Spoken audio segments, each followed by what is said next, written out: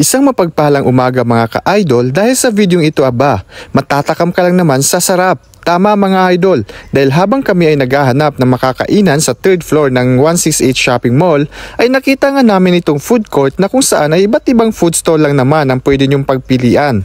At hindi ka na nga mahihirapan kung ano ang inyong kakainin mga ka-idol. Dahil sa dami nga ng food stall na inyong pagpipilian, ay tiyak na mabubusog ka sa sarap.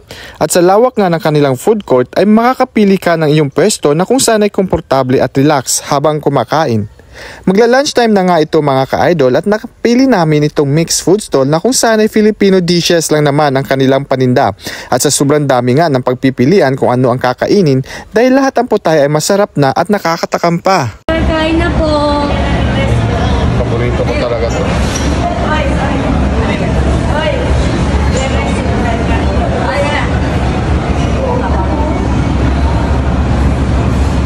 Kain na kayo sir. Dalawang karne, isang gulay, 139. With rice na po. Dalawang karne, isang gulay. Tatlo na. Dalawang karne, isang gulay. Yes po, with rice. With rice na po yan. May sabaw pa tayo. Dito na tayo.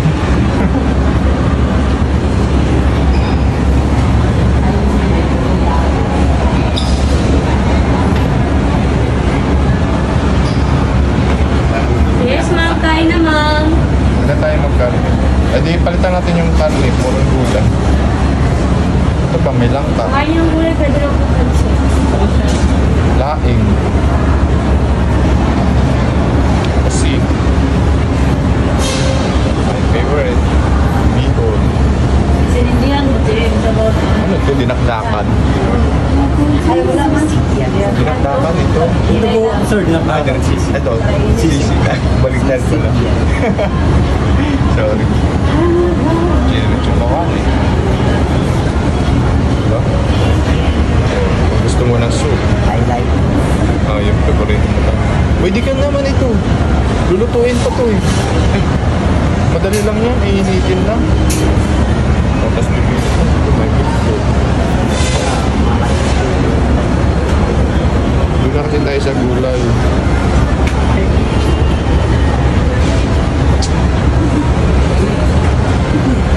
May shabu-shabu. Shabu-shabu. 130.